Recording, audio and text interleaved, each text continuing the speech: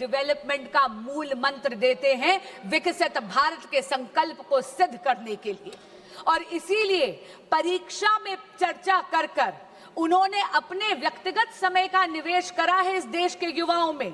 उन्होंने तो ये सुनिश्चित करा है कि हमारे देश का बच्चा एग्जाम वॉरियर से एग्जाम वॉरियर बन जाए।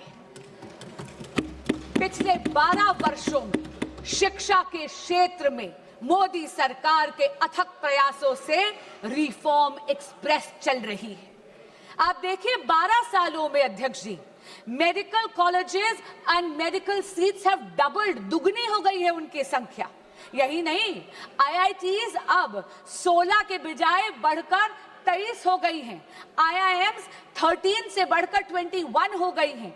Functioning AIIMS, all India institute of medical sciences अब 7 नहीं, मोदी सरकार के कार्यकाल में 7 से बढ़कर 20 हो गई हैं।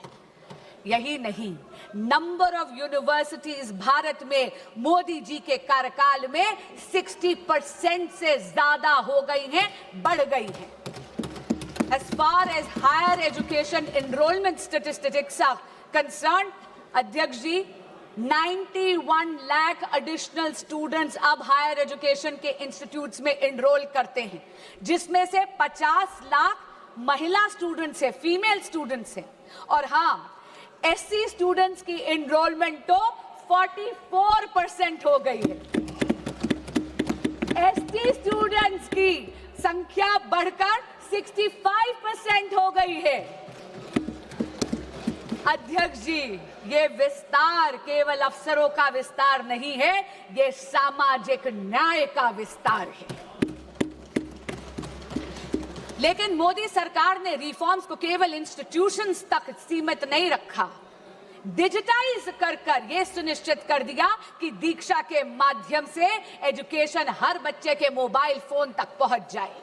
ईट पाठशाला के माध्यम से पूरी की पूरी लाइब्रेरी अब बच्चों की हथेली में है।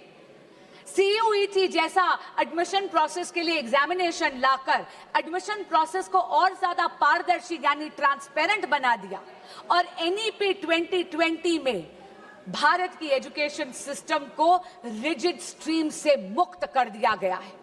यदि कोई स्टूडेंट बायोलॉजी के साथ साथ म्यूजिक पढ़ना चाहता है तो उसको अब अपनी प्रतिभा में किसी एक सब्जेक्ट का चयन करने की जरूरत नहीं है, क्योंकि नरेंद्र मोदी जी ने यह सुनिश्चित कर दिया है कि प्रतिभा ना परिस्थितियों की अधीन होनी चाहिए और ना ही एजुकेशन स्ट्रीम्स की मोहताज। अध्यक्ष जी, जब अफसरों का विस्तार होता है तो उसके साथ साथ उन अफसरों की निष्पक्षता भी सुनिश्चित करनी अनिवार्य है।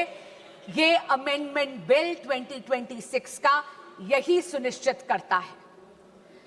अध्यक्ष जी, इस सदन में पिछले 2 वर्षों से मैंने देखा है कि बहस तथ्यों पर होनी चाहिए, बहस नैरेटिव पे नहीं होनी चाहिए, बहस प्रमाणों पर होनी चाहिए, बहस पूर्वाग्रह पर नहीं होनी चाहिए।